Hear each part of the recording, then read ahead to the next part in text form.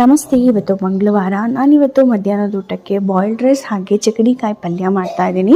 ಚಕಡಿಕಾಯಿ ಅಂತ ಹೇಳಿದ್ರೆ double beans ಅಂತ ಹೇಳ್ತೀವಲ್ಲ, ಅದು ನಮ್ಮಲ್ಲಿ ಎಲ್ಲರೂ ಈ ತರಕಾರಿನ ತಿನ್ನೋದಿಲ್ಲ. ಹಾಗಾಗಿ ನಾನು ಮಧ್ಯಾಹ್ನ ಟೈಮಲ್ಲಿ ಮಾಡ್ತೀನಿ, ಸೊ ದಟ್ ನಾವಾದರೂ ತಿನ್ಬೋದಲ್ಲ ಅಂತ. ಇಲ್ಲ ರಾತ್ರಿ ಮಾಡಿದ್ರೆ ಹಾಗೆ ಉಳ್ಕೊಂಬಿಡುತ್ತೆ. ಈ ನಾರಿರೋಂಥ ತರಕಾರಿಗಳಲ್ಲಿ ಖನಿಜಾಂಶ ಜಾಸ್ತಿ ಇರೋದ್ರಿಂದ ಐರನ್ ಕಂಟೆಂಟ್ ನಮ್ಮ ಬಾಡಿಗೆ ಬೇಕು ಅಂತ ಹೇಳಿ ನಾನು ಅಟ್ಲೀಸ್ಟ್ ಒಂದು 2 ವೀಕ್ಸ್ಗೊಂದ್ಸತಿ ಈ ತರಕಾರಿಗಳನ್ನೆಲ್ಲ ತಗೊಂಡು ಬರ್ತೀನಿ.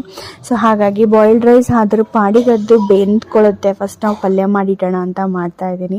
ಅದ್ರ ಜೊತೆಗೆ ನನ್ನ ಮಗಳು ಬ್ರೆಡ್ ಜಾಮ್ ಬೇಕು ಅಂತ ಹೇಳಿ ಹೋಗಿದ್ಲು. ಸೊ ಹಾಗಾಗಿ ಅವಳಿಗೂ ಕೂಡ ಬ್ರೆಡ್ ಜಾಮ್ನ ರೆಡಿ ಮಾಡಿ ಇಡ್ತಾಯಿದ್ದೀನಿ. ಯಾವಾಗಲೂ ಕೊಡೋದಿಲ್ಲ ನಾನು, ಆವಾಗವಾಗ ಬೇಕು ಅಂತ ಹಠ ಮಾಡಿದಾಗ ಕೊಡಬೇಕಾಗತ್ತೆ. ಜೊತೆಗೆ ಎಳ್ನೀರಿನ ಗಂಜಿ ಇರುತ್ತಲ್ಲ, ಅದನ್ನು ಕೂಡ ಎತ್ತಿಡ್ತಾ ಇದ್ದೀನಿ ಅವಳಿಗೆ.